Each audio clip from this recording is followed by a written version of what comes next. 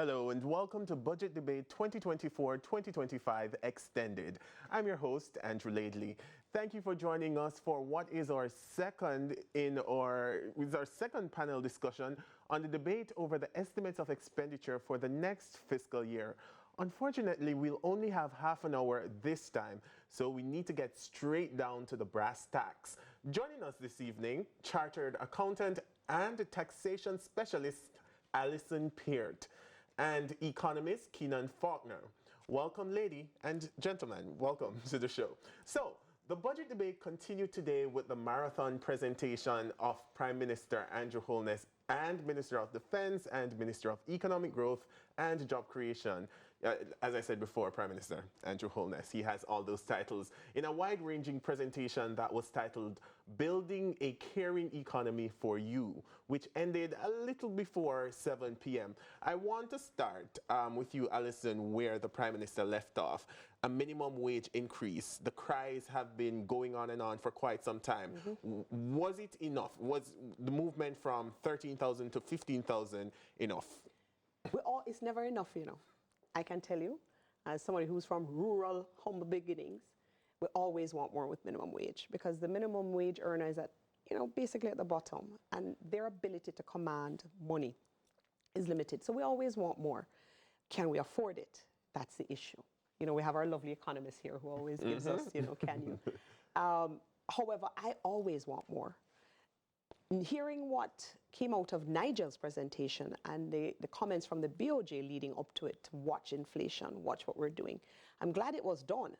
I always want more, though. So, I'm never satisfied. Yeah, and we also see security forces moving from 14 to 15. That's right. Keenan, Alison touched on it a while ago. Can we afford it? Well, wage pressure currently in the economy is one of the things that's driving inflation. So many businesses might say, no, we can't afford it. But I think it was necessary, and I think it was satisfactory in light of the fact that it at least beats the rate of inflation. And that, I think, is the minimum criteria by which you would judge something like increasing minimum wages. So, of course, it's become so routine now to announce an increase in the minimum wage. But I did want to just make the point that I think around an eighth, there about 12.5% of those are employed earn minimum wage or more. So as for concerns that increasing the minimum wage itself would necessarily be extremely inflationary, I don't think it's going to sufficiently move the needle. It's been going up since 2016. It's now over 100% since that, and any wage-related movements are, going to be elsewhere with the government compensation review, and then those push-up wages in the private sector. But the minimum wage specifically, though being the minimum, I don't think that's going to be any increase is going to be sufficient to drive inflationary pressures too great. And we've been talking about minimum wage for a while, but there's also been calls for a livable wage, and what a livable wage would look like, Alison.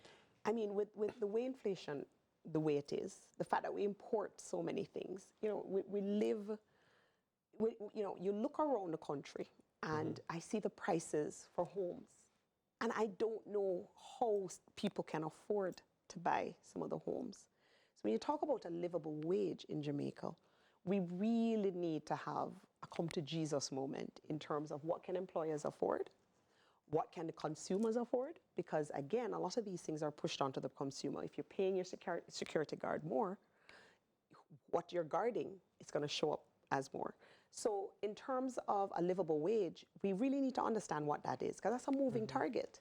But at the end of the day, if you're working poor, that is where I think the life of crime becomes attractive. And we don't want that. We want to make sure that people work, get enough to pay for their children, get enough to pay for themselves, get enough to pay for their grandchildren and their grandparents. Because as Jamaicans, we love everybody. And I think if we get to a point where we can live in Jamaica safely with a good wage, you won't find us looking to immigrate as much as we are right now. So my view, anything to increase what we take home. And of course, that's where the tax policy comes in, because it makes no sense to give that to me and then you claw it back in taxes. Yeah, and the PM did talk about breaking the cycle of generational poverty. And Keenan, when you crunch the number, could Jamaica realistically institute or have a livable wage? Yeah, I think it is, but we can do it. But with a livable wage, it's not a number that you pick out of a hat. You know, it's something that has to be carefully calculated. I think even in matters of wage determination, a lot of persons who pay wages don't really consider autonomous consumption. That is the minimum level at which you must consume even if you're not earning an income. So whether you earn an income or not, you incur expenses. Some people just pay you enough to cover, but that is, you know, when you do food and transportation. Others, you know, obviously, you need way more than that. And I would suggest really the creation of an index that takes into account different areas of living, like a basket, like just like you would calculate inflation, but you have a basket that would now take into account living expenses, food, other utilities, recreation, and so on. Try and find a decent average, you know, find the spatial differentiations between urban and rural and find out what it really does cost on average to live in certain areas. I want to talk a little bit more now about economic growth. The Prime Minister sort of linked growth to the struggle that they've been having to spend the capital budget. Was that a reasonable link to make? Yeah, and it's something that we are been plagued by in the last couple of years. Of course, procurement-related issues that the Minister of Finance would have spoken to, and trying to clear those bottlenecks, because infrastructure is what's going to drive our economic growth. Those are growth-inducing. So when you talk about roads, you talk about water, you talk about energy, waste disposal, all of those lovely things that are being taken care of, some of them in public-private partnerships. You need for those things to happen by whatever means. So an inability to really expend the capital budget is not ideal in the circumstances, especially when the capital budget has tripled in the last 8 to 10 years. It's now over 80 billion. It's well on its way to 100 billion. Just think about the sheer enormity of having 100 billion, right, being a little less than 10% of the whole budget. And you're not able to spend some of it. It goes back to the consolidated fund. That's not ideal. The PM says Jamaica is now at the World Cup level of economic performance. What do you make of that comment? I think the confluence of economic indicators has never been like it has been now, ever in history. You know, you can talk about several things. NIR, you can talk about low stable inflation prior to pandemic, the record low unemployment, growth, and so on. So whereas you might have had one or two or a few, having all of them together is unprecedented. And I think, you know, that qualifies you to be in a very select group of countries. You know, when you think about World Cup, only 32 nations, well, right now, qualify for it. So getting to that level has taken a dozen years of effort, and I think it needs to be continued. Yeah. Alison, no. Oh, you wanted to jump in? What I was going to say is my concern, you know, we hear a lot of international agencies giving us kudos. My concern is the common man. You know, I tell everybody I'm from Hanover, and I was born in Lucy. Now, what would the man in Lucy that is farming, what would the man in Lucy that has to struggle to send their child to school, or Jericho, which is where my family is from, what does this mean to them? So I agree, this is phenomenal, but that's the big level or the macro level.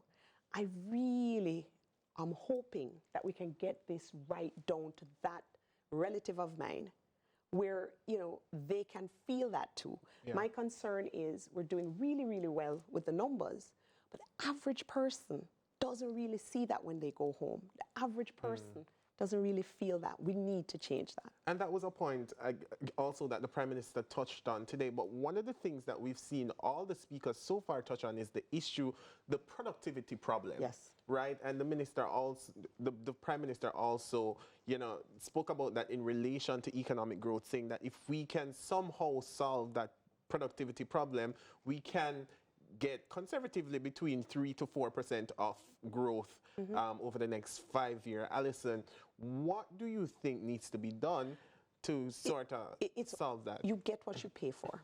So if you just give me money and don't tell me, push me to do it, then you know, chances are I'll just coast. It's interesting because when Jamaicans move to another country, there is nobody more productive than we are. I'm telling you, we do phenomenally well In Jamaica, we hear this productivity issue. It's no different than when you're in school, you get rewarded for good behavior.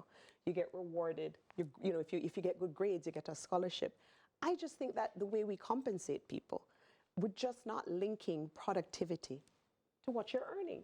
So therefore, when you have a disconnect, then I don't know, you're going to continue as regular.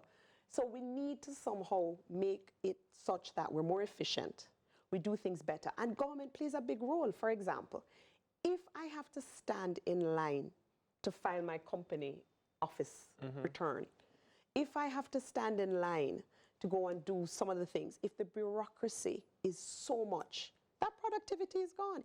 If I am stuck in traffic to get to work for 2 hours, you get what I'm saying? We don't have, if you go to a major city, it's great that we're in the World Cup, because I'd love to see us be able to get to work without, you know, being stuck in traffic. If you go to a major city, you can jump on the transit. It's difficult for us to be able to say, okay, I'm going to reduce my travel time. Or, more importantly, basic things are difficult to get done still. And in relation to the public sector, we heard the Prime Minister talking about public sector compensation, the challenges there, and we'll talk a little bit more about that. But so stay with us or on our budget debate 2024-2025 extended discussion. We continue in a moment.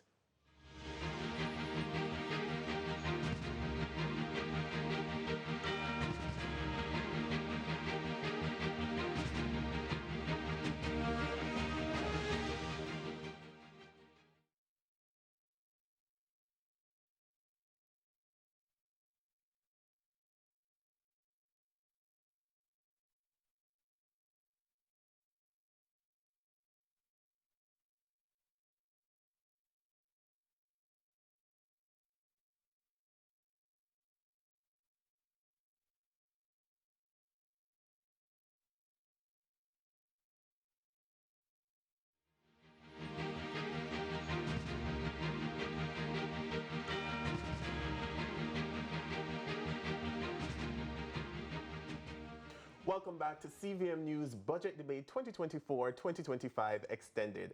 I'm Andrew Laidley, and still with us in studio are Chartered Accountant and Taxation Specialist Alison Peart and Economist Keenan Faulkner. So I wanted to move on now a little bit, Alison, to your area of, you know, specialties.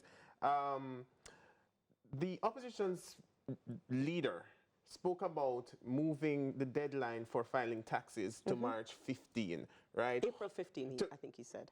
April 15. Because March 15th, no. Yeah, my apologies. Thank you for that. Thank you for that. How would that solve the problems or the burdens that you have? It's better. I mean, 2 years ago, around 2 years ago, the Minister of Finance announced that. No, as somebody who's always been asking for this deadline to move, April 15 will help, but it won't solve the issue. Right now, everything is due March 15th. Income tax returns, charity returns. And what you find is when you file a return on March 15th, if you're a publicly listed company with a December year end, you're not filing those audited financials till March 31st. Also, if you have a December year end and you're audited, it takes some time to get the audit complete. The timeline is really tight. It's probably the tightest I've seen in any of the countries I've worked in. In my view, we need more time. We should separate the personal income tax filing from the corporate, especially now that we want to drive more entrepreneurial behavior. It's very difficult if your accountant is rushing to get the audited financial statements and they're not ready. So the quality of information, in my view, is not there when you do a March 15th for companies, because you're trying to put together some numbers to meet March 15th and then get to the audit. My view, do 6 months after your year end for companies, and whether you do April 15th or April 30th for an individual, that works. No, I know why they have the March 15th is to get the government its money. But if there are ways around that, if you can stagger it so that you know, because I don't think that, again, you talk about bureaucracy and productivity. Having your accountants running around trying to get numbers in for March 15th is not a good use of the accounting time, in my view. I want to talk to you, Keenan, about you know, sort of engendering entrepreneurial behavior and what you saw in the budget that spoke to that. Well, I mean, several incentives related to, you know, incentivizing the business community, I must say that I don't think I caught most of the entrepreneurial fervor.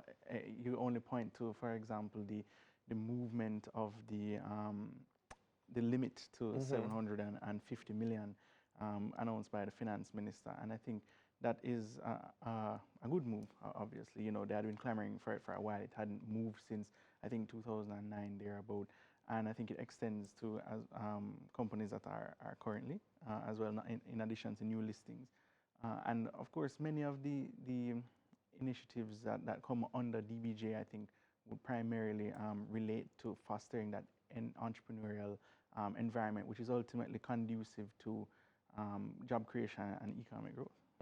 Alison, just before we go to the break, I wanted to talk to you as someone who's from the rural parts of Jamaica about the removal of GCT on raw foodstuff, and how that will affect, farmers. Well, for me, growing up, I traveled a lot as a child, but I'd come back in the summers to my grandparents who were farmers. They were pimento and Lucy yam farmers.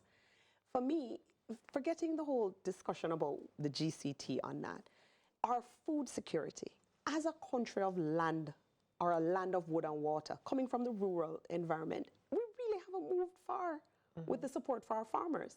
So whether the GCT on raw food stuff, I heard the minister with why he did it, but I think we should do more to get farmers much more productive, much more, instead of everybody planting the same thing.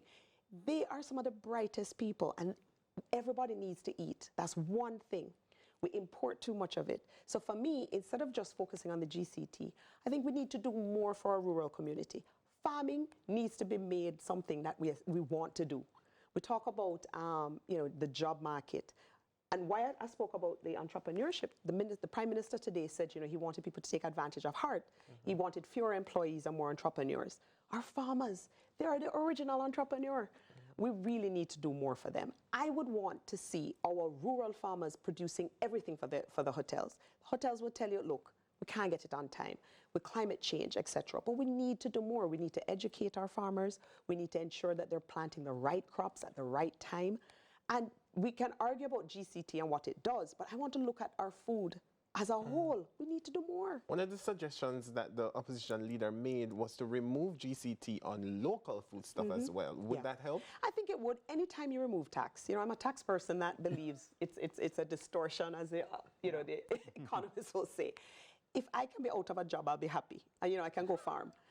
In terms of what we do, anytime we remove impediments to farming, it will make a difference. But I think we need to go further. If we want to have food security, our farmers are key. All right, I'll stick a pin right there. Stay with us on our budget debate 2024-2025 extended. The discussion will continue in a moment.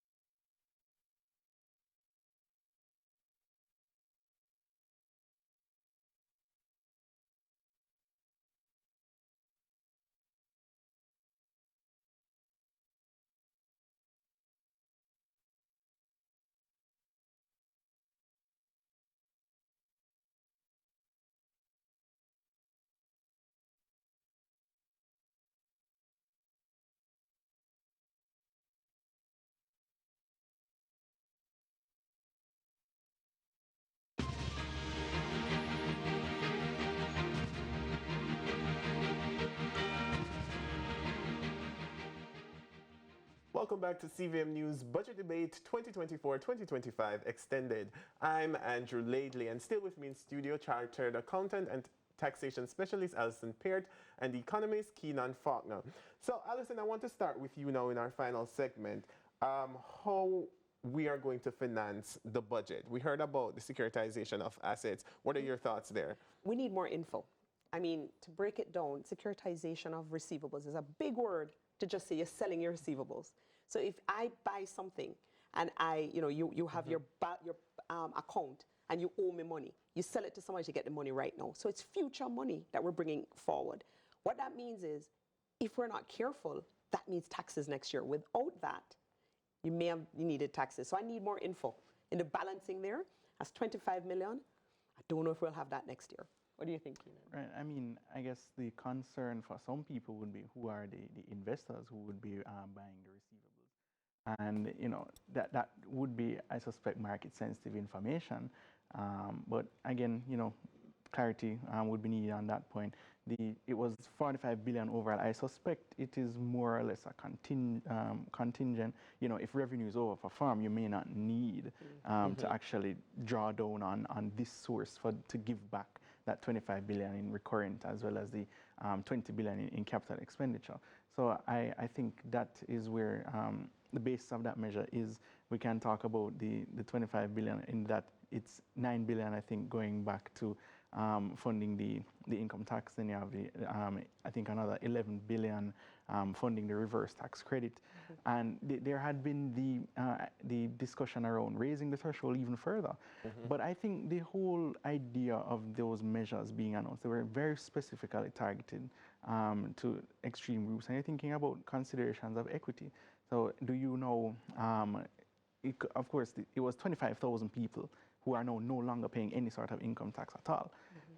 And then everybody else gets $4,200 a month. But now you want to think about it in this way. Do we know trade 600,000 people benefiting at $20,000 each, or a smaller number of people relatively with a much larger benefit? So you're trading off equity for efficiency, for the degree to which these groups of people are going to benefit. So those are the questions you have to ask before you want to decide to raise the threshold even further. Nonetheless, I think that the incremental approach is characteristic of the government's fiscal and social policy. They're going to do a little now, a little later. I think anything beyond the 1.7 would have necessitated further revenue measures. I think that would have maxed out what the government is able to do right now, and then they can do more later. Keenan, I want to stay with you for a while because I want to touch a little bit on the Heart Trust, NSDA, and the grants and stipends that we heard the Prime Minister talk about in his presentation today. What do you make of those decisions? Are all extremely good policies. You find them coming out through Heart, through the NHT, through increasing path allocation. So the social policy direction of the government seems to be giving back very incrementally every year and making it extremely targeted. I think those policies happen to be very creative. You talk about the set aside of 10% to those under 35, for example. And this is the kind of thinking you need in policy. You want to be able to cover as many groups as possible where there is something for everybody. And the translation of social policy is usually in the areas of things like housing, things like poor relief, things like youth development. So I think the Prime Minister did well to articulate the overall social policy direction of the government with those announcements. Alice, one of the things with housing in Jamaica is that the Prime Minister gets on the platform and he says, okay, for example, and this is just an analogy, for example, we're going to build 40,000 houses, and then, it turns out we only get about 10,000 of those, and then people don't quite hear or understand what's going on. How do you think we can improve that sort of situation? It's not just with the Prime Minister, it's also with the Ministry of Finance. When the budget is read and you go back and you look, there are lots of announcements that haven't come to fruition. So I think one of the things that we should do each year is not just look at what he says, but what he's accomplished. What he delivers. That's right. So, it's great to hear these things. But what we need to do is almost like an audit at the end to say, how much of this did you really do? I always do a true up to see what's left over. And, for example, the unemployment insurance, we've been hearing about that for a long time. We need to put some timelines on these things. So a lot of times when we make an announcement as individuals, we put timelines. So we'd want the government to put timelines on things to say, not that, oh, we're going to do it, here's when we must have it. So at least we can hold them accountable. All right, Keenan, we're almost at the end of the program. I want to give you the opportunity to share your final thoughts. I think so far the budget debates have progressed very well. They've touched on many different areas. You saw the opposition suggest a new economic model. You see the government side trying its best to justify how great the extent of translation of macroeconomic gains to gains at the micro level is going to happen. And that has been the overarching theme of the debate. I think both sides have clearly articulated their positions, and the closing I expect to hear much. All right, and just to sum up, it's great to hear these things, but we really need accountability of where the money is spent. Government needs to be efficient itself, not just the people. And some of the other things that we also heard the Prime Minister talk about today was the national identification system. 23 post offices across the island, will be retrofitted and used as service stations for persons to get more information about needs. We also heard about active gangs being down in the country. We certainly didn't have enough time to talk about all those things on this program today. But it was a long speech. It absolutely was. Yeah, it was comprehensive. Yes. All right, so unfortunately, that's where we must end the second edition of CVM's Budget Debate 2024-2025 extended coverage. Thank you to our guest, Chartered Accountant and Taxation Specialist Alison Peart, and economist Keenan Faulkner. On behalf of the entire production team, I'm Andrew Laidley. Have a good night.